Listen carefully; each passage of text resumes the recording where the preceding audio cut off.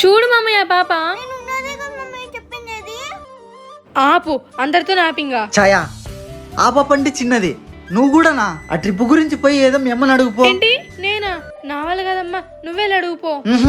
మీ అమ్మే కదా, నువ్వే పోయి అడుగుపో. మీ వల్ల కాదు కానీ ఈ మామయ్య ఉన్నాడు కదా, అడిగేస్తాడు. నిన్న 5 రూపాయలు కప్పు వేసి అడిగితేనే కొనిలే. ఇప్పుడు నువ్వు పోయి ట్రిప్ గురించి అడిగినావు అనుకో, అది నిజమేలే. మీ వల్ల కాదు కానీ నేనే పెరుగుతాను. Follow me. పద మామయ్య. పదా.